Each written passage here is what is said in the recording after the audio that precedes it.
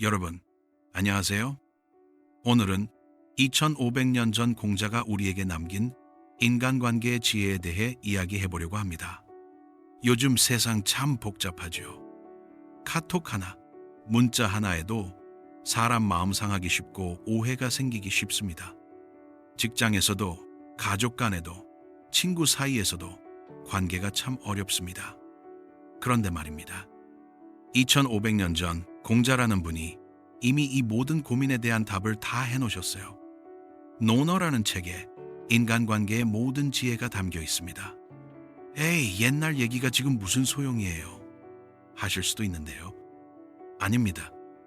사람 사는 세상, 사람 마음은 2500년 전이나 지금이나 똑같습니다. 오늘 제가 소개해드릴 공자의 인간관계 10가지 지혜 하나하나가 여러분의 삶을 바꿀 겁니다. 지금부터 함께 배워보시죠. 첫 번째, 지혜입니다. 공자께서 이렇게 말씀하셨어요. 내가 원하지 않는 것을 남에게 베풀지 말라. 간단한 말 같지만요. 이게 바로 인간관계의 황금률입니다. 예를 들어볼까요? 직장에서 상사가 퇴근 시간 5분 전에 이 보고서 내일 아침까지 해와 이렇게 말합니다. 본인은 퇴근하면서요. 어떻습니까? 그런데 여러분도 혹시 자녀에게 엄마 심부름 좀 해줘 하면서 정작 본인은 TV 보고 계시진 않았나요? 또 이런 경우도 있습니다. 친구가 고민 상담을 합니다.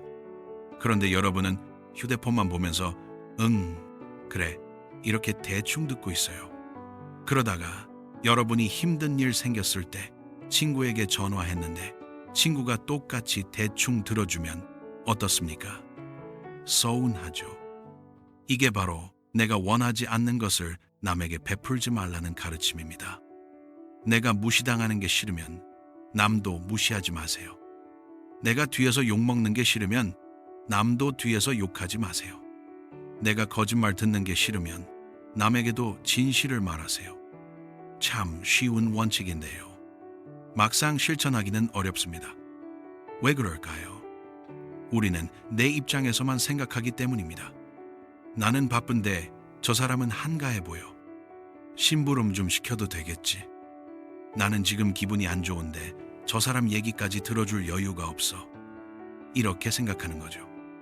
하지만요, 상대방도 여러분만큼 바쁘고 여러분만큼 힘듭니다. 역지사지. 상대 입장에서 한 번만 생각해 보세요. 그러면 인간관계가 훨씬 편해집니다. 제 지인 중에 이런 분이 계세요. 회사에서 정말 인기 많은 팀장님인데요. 비결이 뭐냐고 물어봤더니 이렇게 대답하시더라고요. 내가 부하 직원이었을 때 상사한테 듣기 싫었던 말은 절대 안 해요. 내가 부하 직원이었을 때 상사가 해줬으면 했던 행동은 꼭 해주고요. 바로 이겁니다. 내가 원하지 않는 것을 남에게 베풀지 말라는 것. 오늘부터 여러분도 실천해 보세요. 말하기 전에, 행동하기 전에 딱 3초만 생각해 보는 겁니다. 내가 저 사람 입장이면 이 말 듣고 기분이 어떨까? 내가 저 사람 입장이면 이런 대우받으면 어떨까? 그것만 해도 여러분의 인간관계 180도 달라집니다. 두 번째 지혜입니다. 공자께서 이렇게 말씀하셨습니다. 세 사람이 길을 가면 반드시 그 중에 내 스승이 있다. 무슨 뜻일까요? 어떤 사람을 만나든 그 사람에게서 배울 점이 있다는 겁니다. 훌륭한 사람을 만나면 그 사람의 장점을 배우면 되고요. 부족한 사람을 만나면 그 사람의 단점을 보고 나는 저러지 말아야지 배우면 됩니다. 그러니까 모든 사람이 스승인 거예요. 그런데 우리는요, 사람을 자꾸 판단합니다. 저 사람은 배울 게 없어. 저 사람은 나보다 못해. 저 사람 말은 들을 가치도 없어. 이렇게 생각하죠. 특히 나이 들수록 이런 경향이 강해집니다. 내가 밥 먹은 게 얼만데 저 어린 것이 뭘 안다고. 하지만요, 이건 정말 오만입니다. 아무리 어린 사람도, 아무리 못 배운 사람도 그 사람만의 경험과 지혜가 있어요. 예를 들어볼까요? 70대 어르신이 20대 젊은이한테 요즘 젊은 것들은 버릇이 없어 이러면서 무시합니다.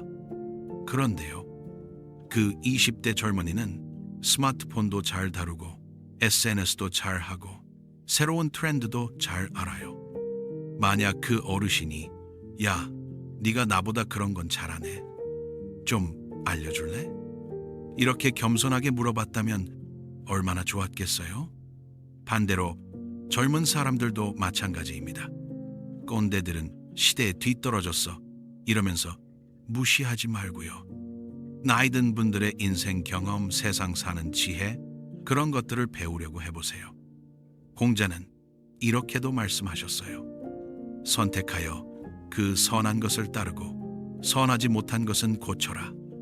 좋은 점은 배우고 나쁜 점은 반면교사로 삼으라는 겁니다.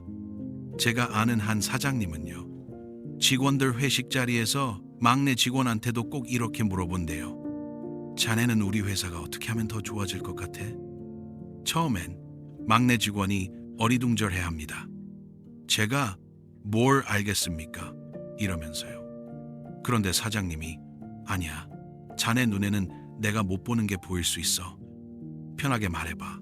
이렇게 격려하면요, 신기하게도 정말 좋은 아이디어가 나온대요. 왜 그럴까요? 현장에서 일하는 막내 직원이 사장실에 앉아있는 사장보다 실제 문제를 더 잘 아는 경우가 많거든요. 이게 바로 세 사람이 길을 가면 반드시 내 스승이 있다는 가르침입니다. 오늘부터 여러분도 해보세요. 만나는 모든 사람을 이 사람한테 뭘 배울 수 있을까? 이런 마음으로 대해보세요.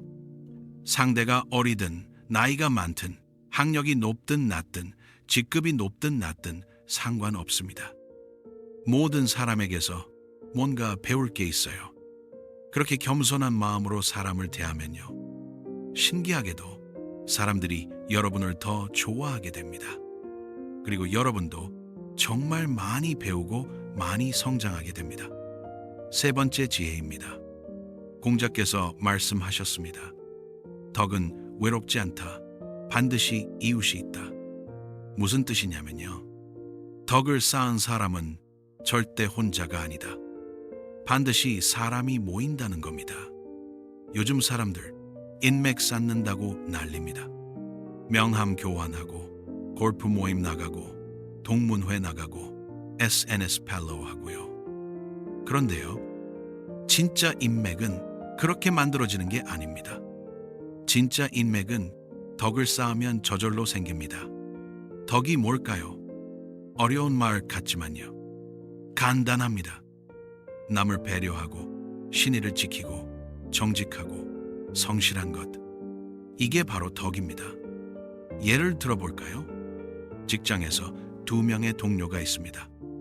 A는 일 잘하고 스펙 좋고 말도 잘하는데요, 자기 일만 챙깁니다. 동료가 힘들어도 그건 네 일이잖아 하면서 모른 척합니다. B는 일은 그럭저럭 하는데요, 동료가 힘들면 내가 도와줄까 하면서 먼저 손을 내밉니다. 약속은 꼭 지키고요. 뒤에서 남 욕도 안 합니다. 10년 후 둘 중에 누가 더 많은 사람들한테 사랑받을까요? 당연히 B입니다. A는 필요할 때만 연락하는 사람 몇 명 있겠지만요, 진짜 어려울 때 도와줄 사람은 없을 겁니다. B는 주변에 사람이 많습니다. 그리고 그 사람들이 진심으로 B를 아끼고 B가 어려울 때 도와주려고 합니다. 이게 바로 덕은 외롭지 않다. 반드시 이웃이 있다는 가르침입니다. 제가 아는 한 분은요, 시골에서 작은 슈퍼를 하시는데 동네에서 정말 인기가 많으세요. 물건값도 다른 데보다 비싼 것도 아닌데 사람들이 멀리서도 그 슈퍼를 찾아옵니다. 왜 그럴까요? 그 사장님이요, 손님 얼굴을 다 기억합니다. 그리고 안부를 물어봐요. 어머니, 요즘 허리는 좀 괜찮으세요? 아드님, 취직은 잘 됐어요? 이렇게 해요. 또 어려운 손님한테는 슬쩍 물건 하나 더 넣어주기도 하고요. 외상도 흔쾌히 해줍니다. 그러니까 손님들이 그분을 진짜 좋아하는 거예요. 그 슈퍼가 큰 돈을 벌진 못해도요. 힘들 때 동네 사람들이 다 도와줍니다. 그게 진짜 인맥입니다. 반대로 이런 사람도 있어요. 겉으로는 친한 척 웃으면서 인사하는데요. 속으로는 이용할 생각만 합니다. 저 사람한테 잘 보여두면 나중에 도움 되겠지. 이런 마음으로 사람을 대하는 거죠.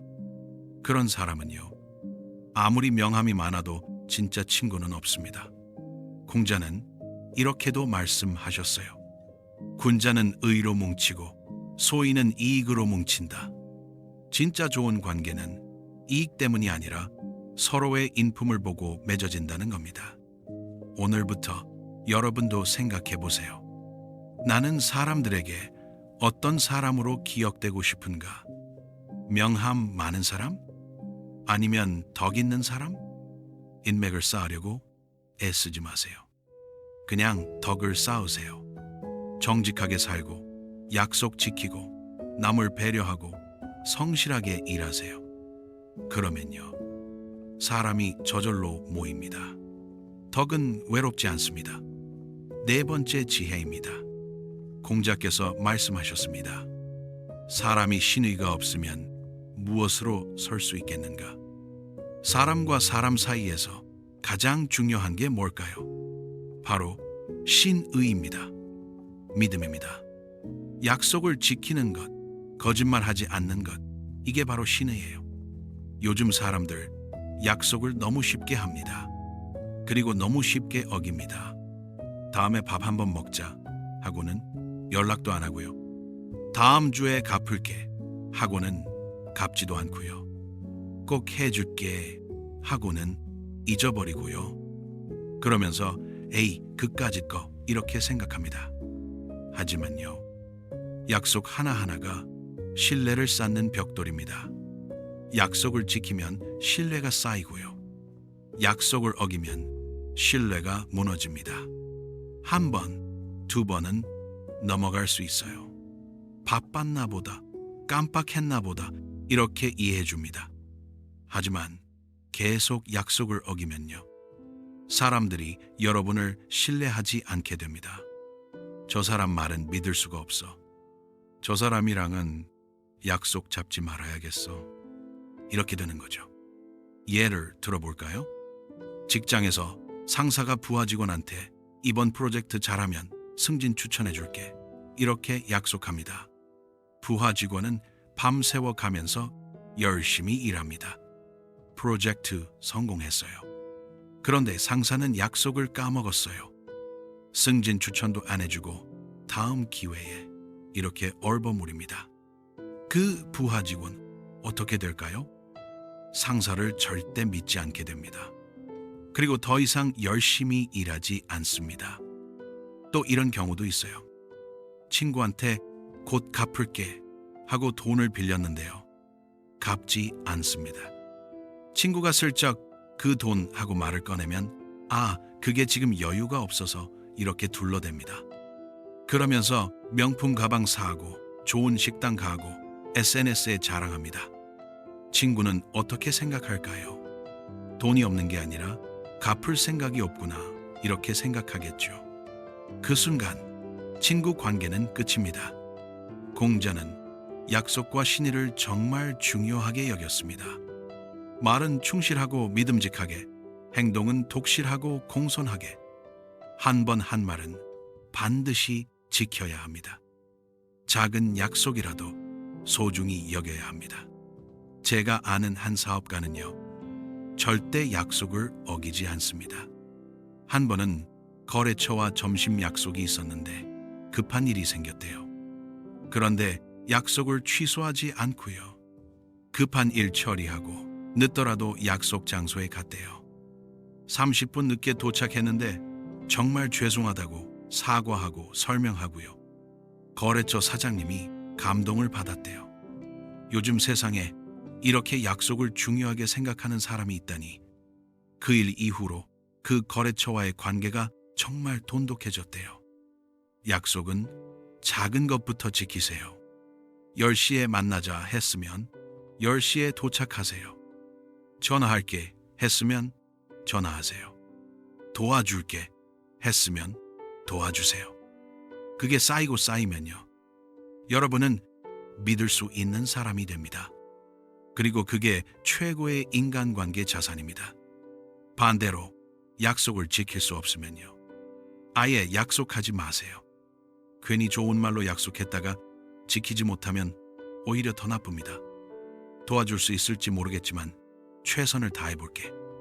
이렇게 정직하게 말하는 게 훨씬 낫습니다. 약속과 신의. 이게 바로 인간관계의 기초입니다.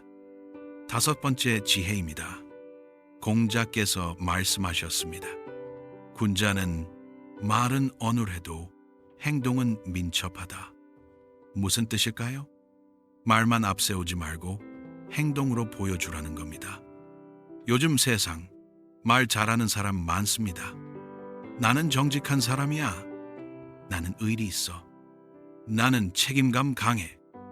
이렇게 자기 자랑하는 사람들이요. 그런데 막상 행동을 보면요. 전혀 그렇지 않아요. 정직하다더니 거짓말하고요. 의리 있다더니 뒤에서 욕하고요. 책임감 강하다더니 일은 남한테 떠넘기고요. 이런 사람 주변에 한 명쯤은 있죠. 공자는 이런 사람들을 정말 싫어했습니다. 말만 번지르르한 사람은 인품이 모자란다. 이렇게까지 말씀하셨어요. 왜 그럴까요?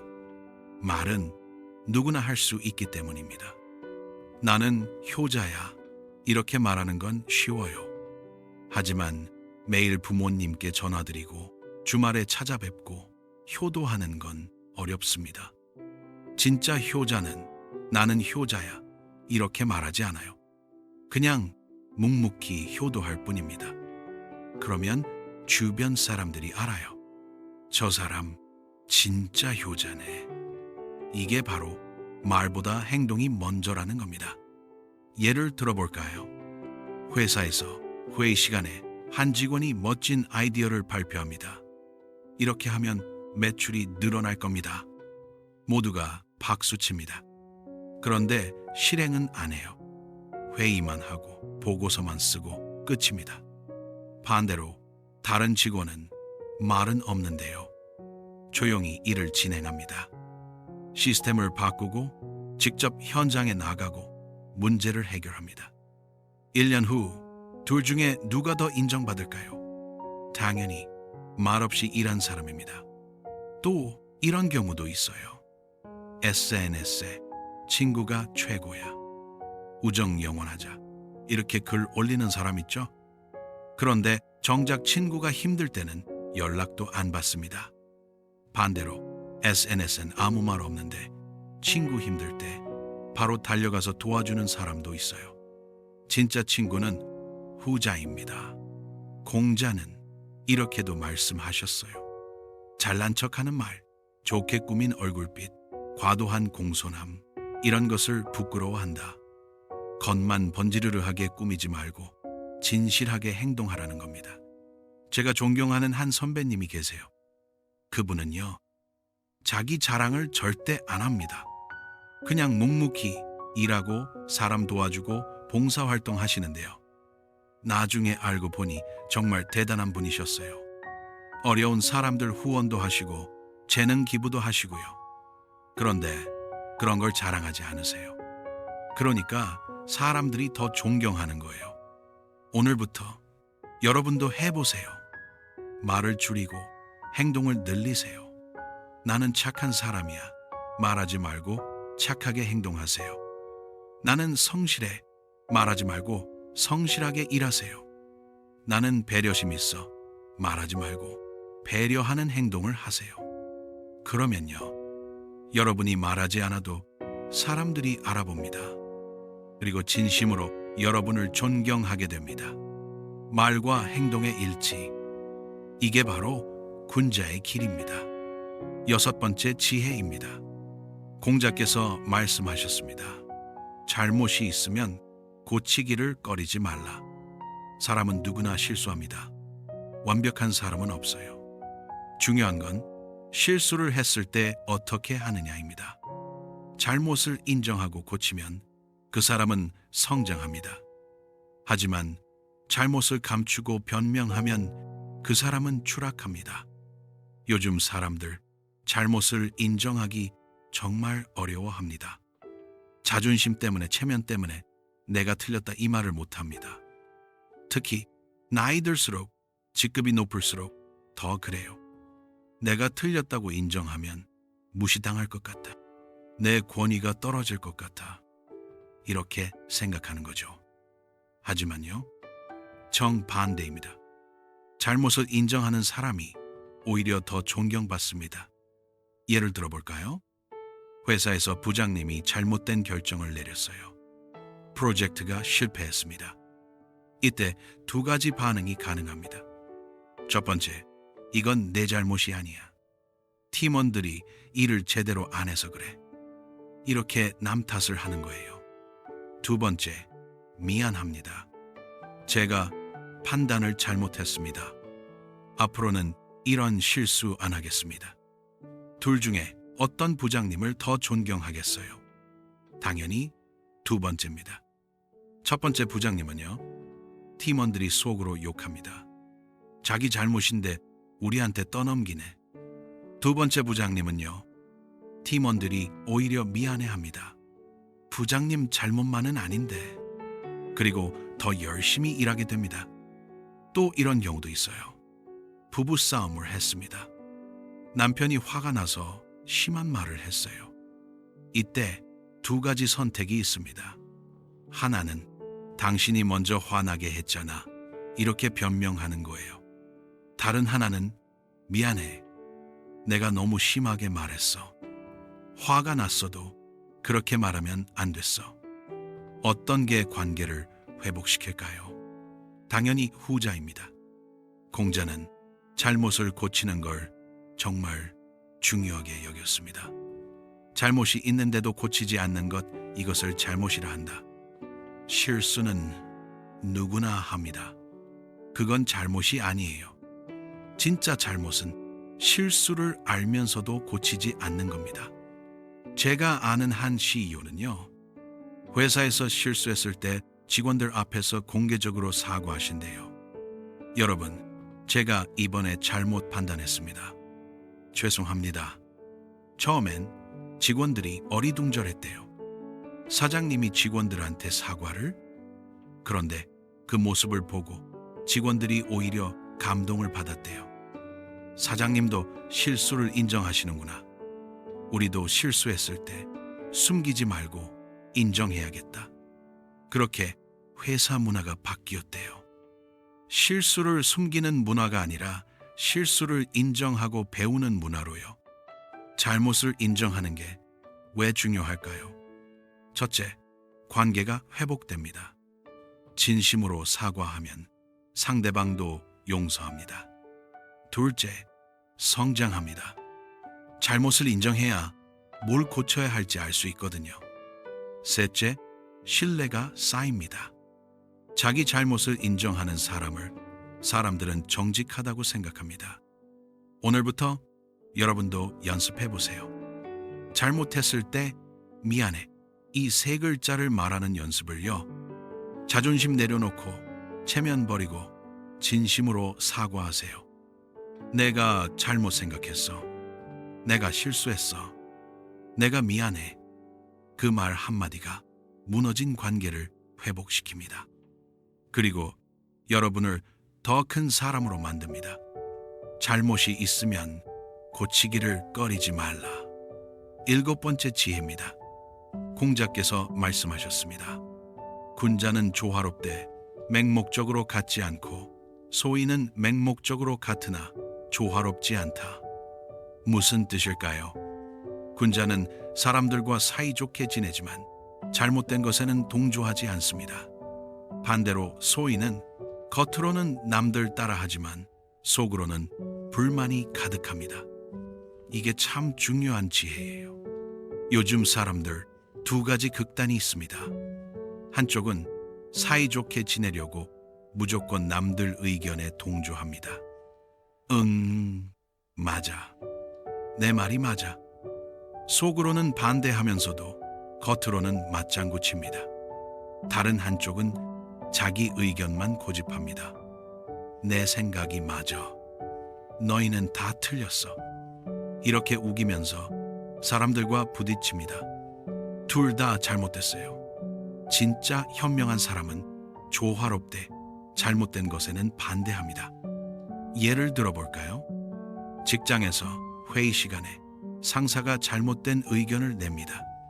이때 세 가지 반응이 가능해요. 첫 번째, 네, 좋은 생각입니다.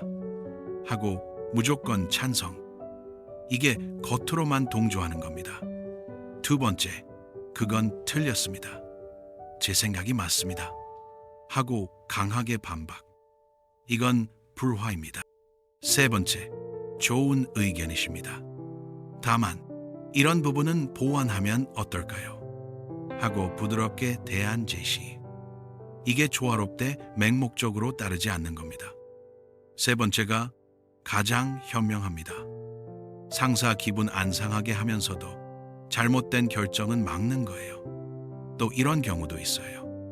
친구들이 모여서 한 사람 험담을 합니다. 그 사람 진짜 이상해. 너도 그렇게 생각하지? 이때 어떻게 해야 할까요? 응, 맞아. 나도 그렇게 생각해. 이렇게 동조하면 잘못입니다. 너희가 뭘 안다고 함부로 말해? 이렇게 화내면 불화입니다. 나는 그 사람 잘 몰라서 우리 다른 얘기하자. 이렇게 슬쩍 화제를 돌리면 조화롭되 맹목적으로 따르지 않는 겁니다. 공자가 말한 군자는요, 자기 원칙이 있는 사람입니다. 사람들과 사이좋게 지내지만 잘못된 것에는 동조하지 않아요. 반대로 소인은 자기 원칙이 없는 사람입니다. 겉으로는 남들 따라 하지만 속으로는 불만이 가득하고 나중에 뒤통수 칩니다. 제가 아는 한 분은요, 회사에서 정말 인기가 많으세요. 그런데 그분은요, 할 말은 다 합니다. 상사한테도 저는 이 부분은 반대합니다. 이렇게 의견을 냅니다. 처음엔 다들 저러다가 잘리는 거 아니야? 걱정했대요. 그런데요, 그분은 반대할 때도 방법이 있어요. 부장님 의견 이해합니다. 다만 제 경험상 이런 문제가 생길 수 있어서요. 이렇게 하면 어떨까요? 이렇게 부드럽게 대안을 제시하는 거예요. 그러니까 상사도 그 의견을 존중합니다. 그리고 동료들도 저 사람은 진짜 회사 생각하는 사람이네. 이렇게 신뢰하게 됐대요. 이게 바로 조화롭되 맹목적으로 따르지 않는 겁니다. 오늘부터 여러분도 연습해 보세요. 사람들과 사이좋게 지내되 잘못된 것에는 용기 있게 반대하세요. 다만 방법을 생각하세요. 감정적으로 대립하지 말고 부드럽게 대안을 제시하세요. 그러면 여러분은 원칙 있는 사람, 신뢰받는 사람이 됩니다. 조화롭되 맹목적으로 따르지 마세요. 8번째 지혜입니다. 공자께서 이렇게 말씀하셨습니다. 말을 많이 하면 실수가 많다. 또 이렇게도 말씀하셨어요. 들을 줄 아는 사람이 진짜 현명한 사람이다. 요즘 사람들 말하기는 좋아하는데 듣기는 싫어합니다. 본인 얘기는 한참 하면서 남 얘기는 안 들어요. 특히 나이 들수록 직급 높을수록 더 그래요. 내가 인생 경험이 많은데 내 말 들어. 내가 직급이 높은데 내 말 들어. 이렇게 생각하는 거죠. 하지만요, 진짜 현명한 사람은 듣는 사람입니다. 왜 그럴까요? 첫째, 들어야 배웁니다. 내가 말할 때는 내가 이미 아는 것만 말하는 거예요. 하지만 남 얘기를 들으면 새로운 걸 배울 수 있어요. 둘째, 들어야 관계가 좋아집니다. 사람은 자기 얘기를 들어주는 사람을 좋아합니다. 셋째, 들어야 실수를 안 합니다.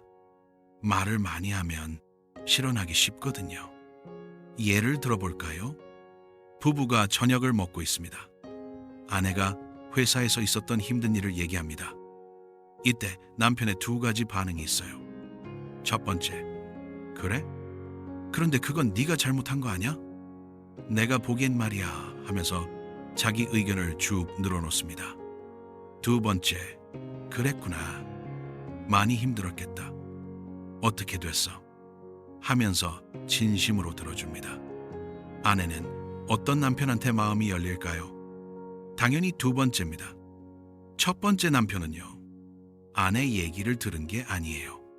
자기 의견을 말하고 싶어서 아내 얘기를 끄는 거예요. 두 번째 남편은요, 진짜 아내 얘기를 들었어요. 그리고 공감해줬어요. 또 이런 경우도 있어요. 회사에서 신입사원이 아이디어를 냅니다. 이때 부장님의 두 가지 반응이 있어요. 그건 안 돼. 왜냐하면 말이야. 하면서 바로 차단하는 부장. 오, 재미있는데? 좀 더 설명해봐. 하면서 끝까지 듣는 부장. 어떤 부장님 밑에서 일하고 싶으세요? 당연히 후자입니다. 공자는 경청의 중요성을 강조했습니다. 남의 말을 끝까지 듣고 그 뜻을 이해하라. 그런데 우리는요, 상대방이 말하는 중간에 이미 판단합니다. 저 사람 말 들을 가치 없어. 내가 더 잘 알아. 이렇게 생각하면서 말을 끊고 자기 얘기를 시작합니다. 그러면 상대방은 어떻게 느낄까요? 내 얘기는 중요하지 않구나. 저 사람은 나한테 관심이 없구나. 이렇게 느끼겠죠. 제가 존경하는 한 선배님은요, 말씀이 정말 적으세요. 회의 시간에도 계속 듣기만 하고요. 가끔 핵심적인 질문 하나 던지십니다. 그러면 회의가 확 정리됩니다. 왜 그럴까요? 그분이 사람들 얘기를 진짜 들으셨기 때문이에요. 그래서 핵심을 파악하신 거예요. 경청에는 기술이 있습니다. 첫째, 눈을 맞추세요. 휴대폰 보면서 듣지 마세요. 둘째, 끄덕이세요. 그래. 계속 말해봐. 이렇게 반응하세요. 셋째, 말을 끊지 마세요. 상대방이 얘기를 끝낼 때까지 기다리세요. 넷째, 공감하세요. 힘들었겠다, 기분 이해해, 이렇게 말해주세요. 다섯째, 질문하세요. 그래서 어떻게 됐어? 기분이 어땠어? 이렇게요.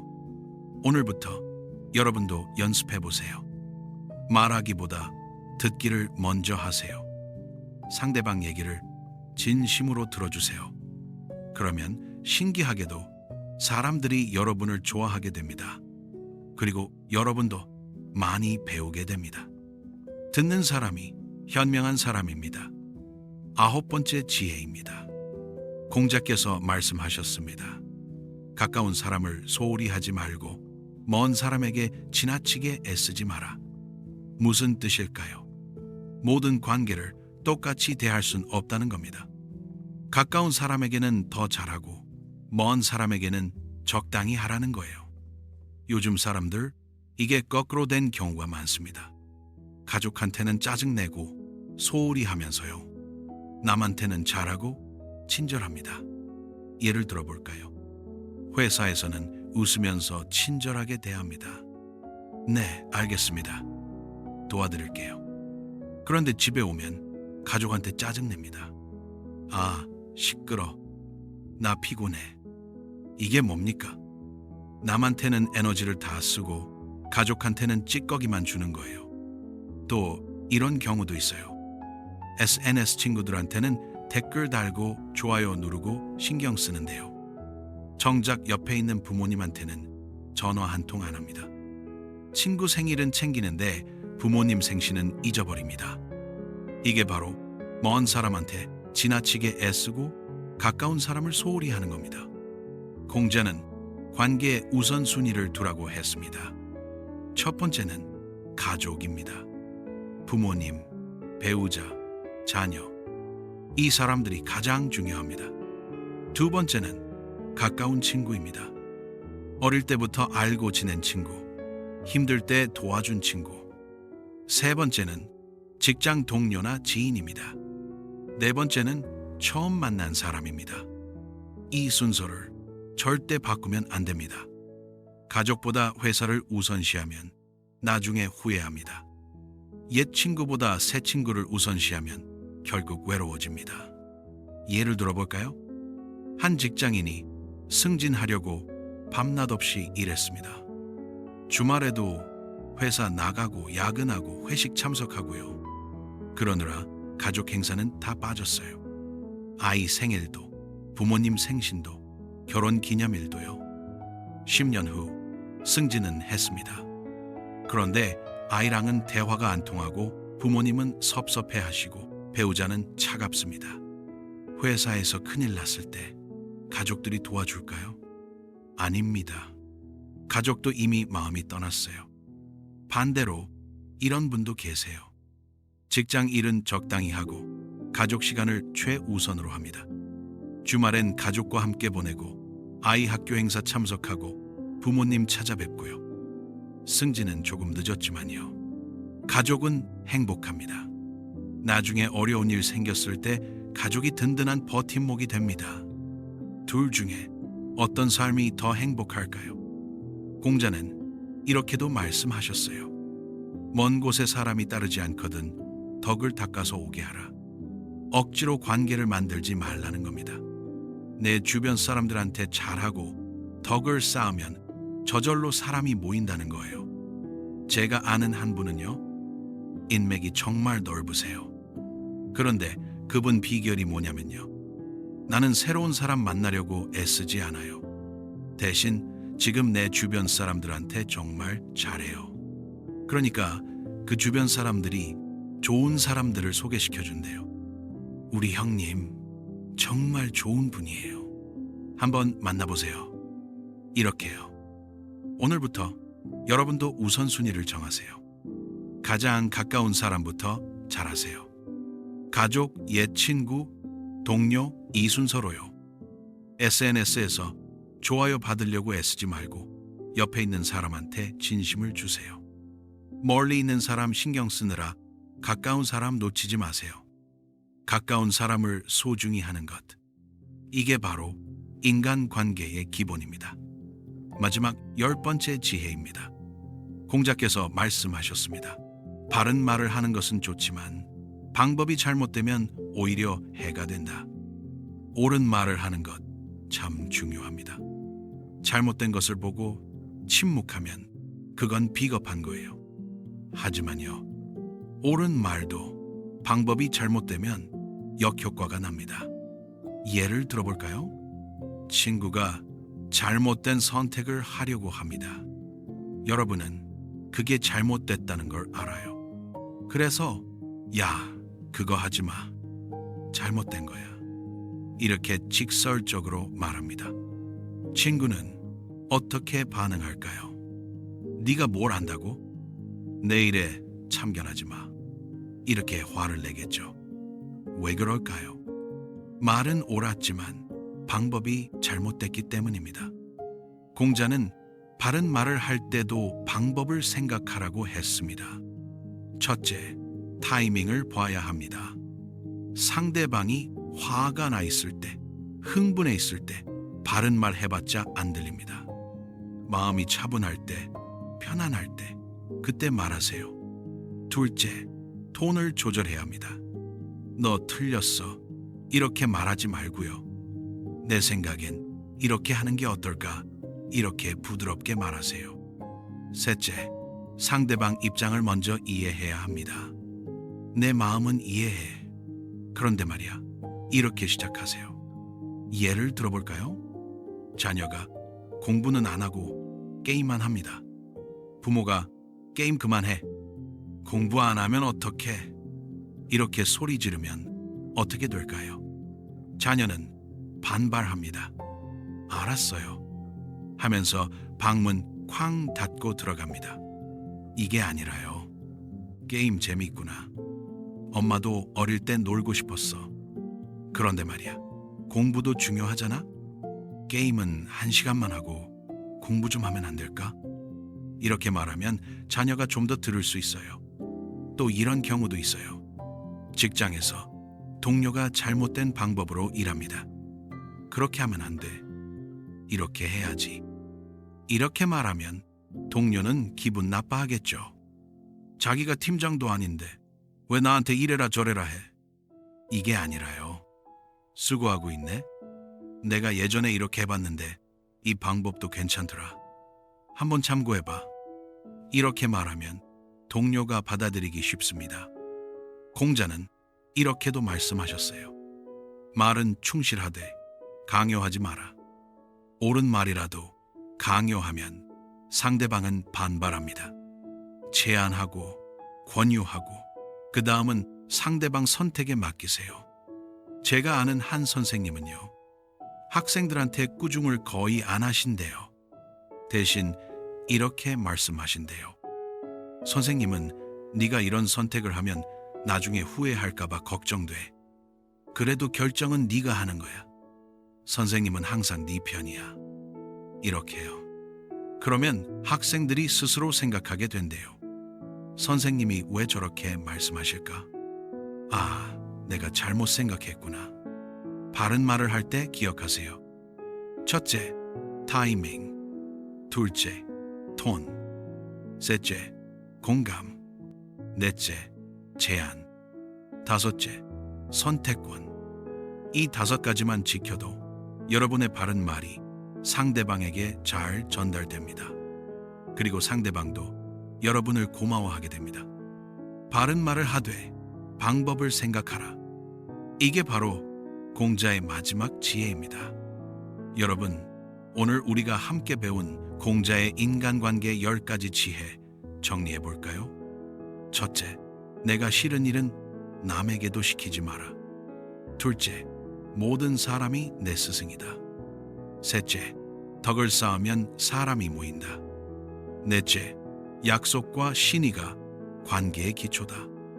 다섯째, 말과 행동을 일치시켜라. 여섯째, 잘못을 인정하고 고쳐라. 일곱째, 조화롭되 맹목적으로 따르지 마라. 여덟째, 듣는 사람이 현명하다. 아홉째, 관계에도 경중이 있다. 10번째, 바른 말을 하되 방법을 생각하라. 이 10가지 지혜는요, 2500년 전 공자가 우리에게 남긴 선물입니다. 세상은 변했지만 사람 마음은 변하지 않았습니다. 이 지혜들은 오늘도 내일도 여전히 유효합니다. 오늘부터 하나씩 실천해 보세요. 역지사지하고 겸손하게 배우고 덕을 쌓고 약속 지키고 행동으로 보여주고 잘못 인정하고 원칙 지키고 경청하고 가까운 사람 소중히 하고 바르게 말하세요. 그러면 여러분의 인간관계는 분명히 달라집니다. 더 이상 관계 때문에 힘들지 않을 겁니다. 사람들이 여러분을 좋아하고 존경하고 신뢰하게 될 겁니다. 공자의 가르침이 여러분의 삶을 바꾸길 바랍니다. 오늘 영상이 도움이 되셨다면 좋아요와 구독 부탁드립니다. 감사합니다.